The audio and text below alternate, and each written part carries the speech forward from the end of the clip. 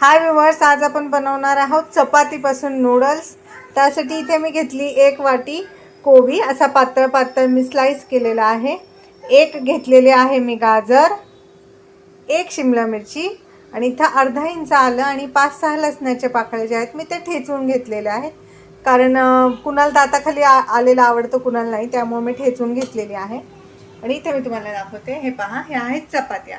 तर मी ना अशा साध्या चपात्या केलेल्या आहेत आणि इथे ठेवलेलं आहे पाणी। तर ह्या पाण्यामध्ये आपल्याला 30 सेकंदांना चपाती काढून घ्यायची आहे। 30 सेकंदांसाठी शिजवायची आहे या उकळत्या पाण्यात। हे पहा, तर इथं आपण ज्या गव्हाच्या पिठाच्या नूडल्स बनवणार आहे ना, त्याच्यासाठी मी ही चपाती बनवली। साधे आपलं गव्हाचं पीठ आहे तेच आहे, बाकी काही नाही। ह्याच्यात नेहमीसारखं मीठ टाकलेलं आहे। फक्त तुम्हाला जी चपाती ना ती थोडीशी जाडसर अशी लाटायची। जर तुम्ही पातळ लाटली, हे पहा व्ह्यूअर्स, मी जे चपात्या काढल्यात ना त्याशी मधून तुटलेली आहे चपाती। तर मी एक आयडिया केलेली आहे की मी चाळण ह्याच्यात ठेवलेली आहे आणि मग चाळणीत आपण आता ही चपाती टाकणार आहे 30 सेकंदासाठी आणि डायरेक्ट चाळणी उचलायची आहे। त्यामुळे काय होईल ना, आपली चपाती देखील तुटत नाही। मी चाळणीत डायरेक्ट काढल्यामुळे काय झालं ना, चपाती अजिबात तुटलेली नाही। त्यामुळे तुम्हीही तसंच करा, म्हणजे तुमच्याही चपात्या उकळताना 30 सेकंदांसाठी तुटणार नाही। हे पहा, अशा प्रकारे तुम्ही चपाती काढली तर चाळणीतून डायरेक्ट ताटात काढता येते आणि तुटतही नाही।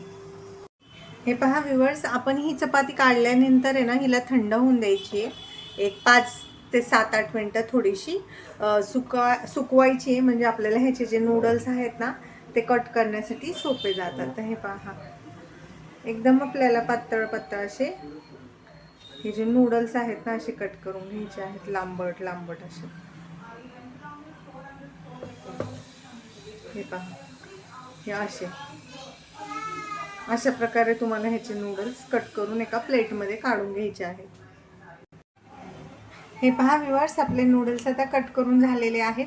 तर ही चपाती आहे ना, तुम्ही कमीत कमी 5 ते 10 मिनटं सुकवायची आहे, मगच ह्याचे नूडल्स कट होतात, नाहीतर मग ती चिकटते आणि नूडल्स कट नाही होत। आता आपण ह्याच्यावरती अर्धा छोटा चमचा तेल टाकतोय। आपण कट केल्यानंतर तेल टाकायचं, ज्याच्यामुळे हे एकमेकांना जे आहेत ना चिकटणार नाहीत। हे पहा, अशा मोकळ्या मोकळ्या राहतील, त्यामुळे ह्याला तेल लावून घेणं खूप गरजेचं आहे। हे पहा, हे पहा, बघू शकता तुम्ही हे पहा, आता आपण तेल लावून छान अशा नूडल्स सुट्ट्या करून घेतलेल्या। आता आपण ह्याची फोडणी देऊया, भाज्या वगैरे ॲड करून। पहा, आता आपल्या नूडल्सला फोडणी देण्यासाठी इथे मी कढई घेतलेली आहे आणि त्याच्यात आपण टाकायचे आहे 2 चमचे तेल। तेल टाकल्यानंतर ना आपण सगळ्यात आधी टाकायचं आहे आलं लसूण, जे आपण ठेचून घेतलेलं आहे। तुम्ही ठेचायच्या ऐवजी हे चॉप पण करू शकता।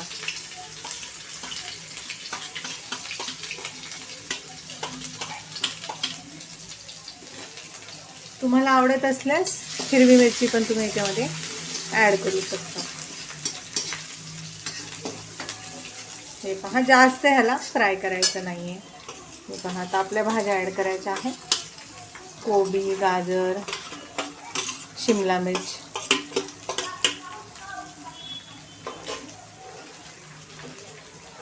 आणि हे सगळं काम हाय फ्लेमवर करायचं आहे। ह्या भाज्या आपण छान अशा फ्राय करून घ्यायच्या आहेत, शिजवायच्या नाहीत, मऊ ह्या अशाच राहायला हव्या। ह्याचं टेक्स्चर आपल्याला चेंज नाही होऊ द्यायचं आहे अजिबात। तर आपण भाज्यांमध्ये थोडंसं मीठ टाकायचं आहे, चवीनुसार थोडंसं, अगदी थोडंसं मीठ टाकायचं आहे, 2 चिमूट, कारण आपण ह्याच्यात सॉसेस पण टाकणार आहे, तर सॉसमध्ये पण मीठ असतंच। तर अगदी मी किंचितसं ह्याच्यात मीठ टाकलेलं आहे आणि मी हाय फ्लेम केलेली आहे।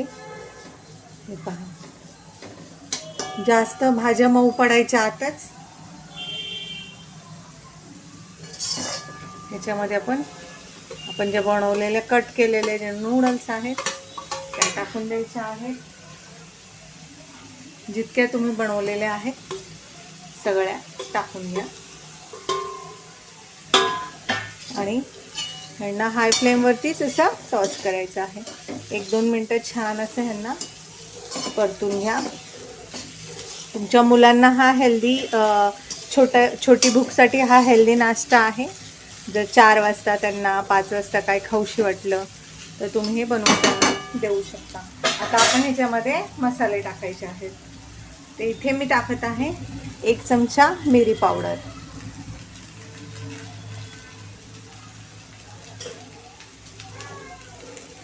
सोया सॉस 1 ते 1.5 चमचा. आता आपण ॲड करायचं आहे चिली सॉस.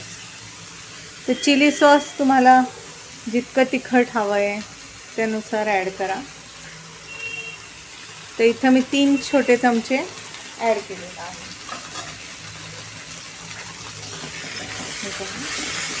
आणि पटापट मिक्स करायचं आहे, ज्याच्यामुळं त्या नूडल्स जे आहेत त्या जास्त ओव्हरकुक होणार नाही.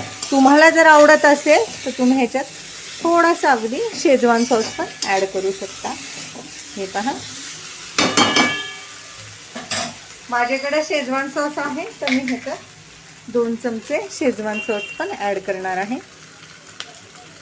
हे पहा, जर तुमचे मुलं तिखट नसतील खात तर तुम्ही नाही ॲड केला तरीही चालेल. हे पहा, तर छान असा हा आपला शेजवान सॉस देखील आपण मिक्स केलेला आहे. आता ह्या नूडल्स जास्त ह्याला परतायची गरज नाही, गॅसची फ्लेम ऑफ करायची आहे. आणि आपल्या छान अशा टेस्टी गव्हाचे नूडल्स तयार. हे पहा, तुम्ही बघू शकता किती मोकळ्या, अजिबात चिकटलेल्या नाही एकमेकांना. आता ही डिश मी तुम्हाला सर्व करून दाखवते. हे पहा व्ह्यूअर्स, आपल्या घरगुती गरमागरम अशा गव्हाच्या पिठाचे नूडल्स तयार आहे. ह्याच्यात मी थोडीशी कोथिंबीर टाकून गार्निश केलं आहे. कसं दिसतंय ना, टेस्टी यम्मी यम्मी. तर ही रेसिपी तुम्हीही नक्की बनवून पहा. रेसिपी कशी वाटली ते कमेंटमध्ये नक्की सांगा. रेसिपी आवडल्यास चॅनल लाईक करा, सबस्क्राईब करा.